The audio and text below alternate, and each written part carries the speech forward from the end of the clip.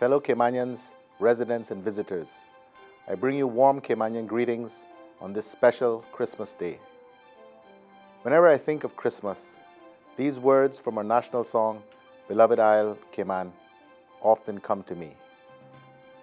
When tired of all excitement and glamorous worldly care, how sweet thy shores to reach and find a welcome there. And when comes on the season of peace, goodwill to man, 'tis then I love thee best of all, beloved Isle, Cayman.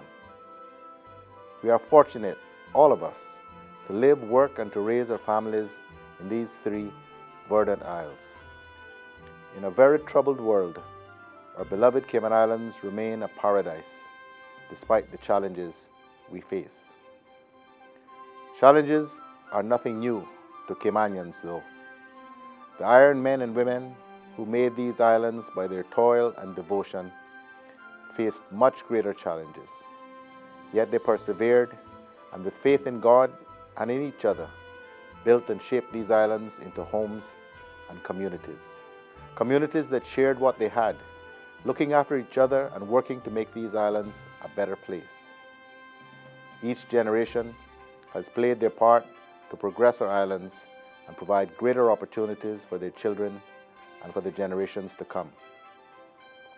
The past year has reminded us of this as we reflected on and honored the important events and people who some 60 years ago set us on a political and economic path that has brought us continued stability, financial independence, and a standard of living that is the envy of much of the world. I pray that we never forget those nation builders or take for granted the foundation they built. Like them, we should never forget from whence we have come, but seek always to forge an even better Cayman Islands. That has been my singular motivation over my 19 years in public office, to serve my people and to move our country forward. I believe most would agree our islands are in a far better place today than they were when I first took office as Premier in 2013.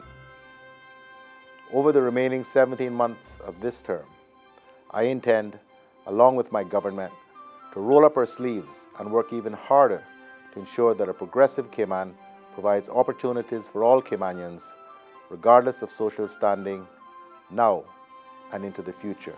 Your unity government, as we have shown in our recent budget, will complete the work we promised to do and have started, including key infrastructure projects. We remain steadfast in our ambition to improve the lives of our people, especially the most vulnerable.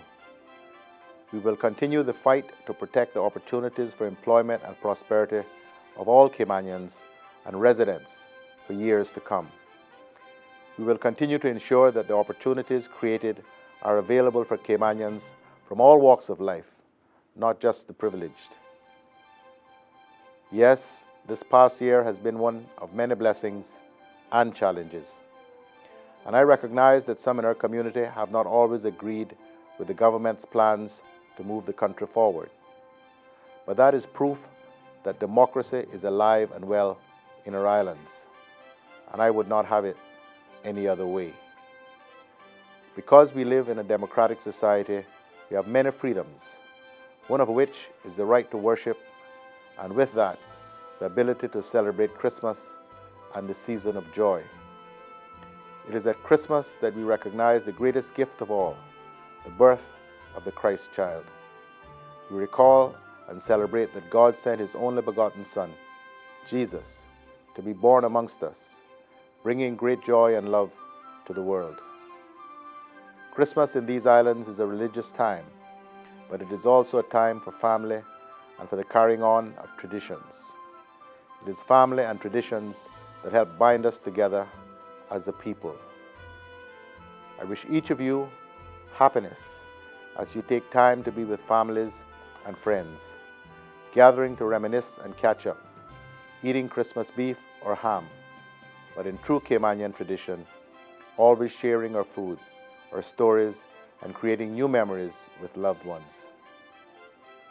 I know that I will cherish this day as I slow down a bit and spend time with family and friends. Sadly, There are some families, my own included, that will have an empty chair at the table this Christmas. But we cherish the time we had with the loved ones who have gone on. And while we miss them, we remember them and Christmases past with fondness and affection. As we celebrate this Christmas, let us also pause and reflect on the many blessings we have received over the past year. And let us remember Christ's admonition to us, that it is more blessed to give than to receive. On this Christmas Day, we have much for which to be thankful, and we are blessed when we give, whether it is a shiny present, fellowship, a hug, or a simple smile. On behalf of myself and my government, I wish each of you a wonderful Christmas, filled with love, laughter, and many blessings. Merry Christmas.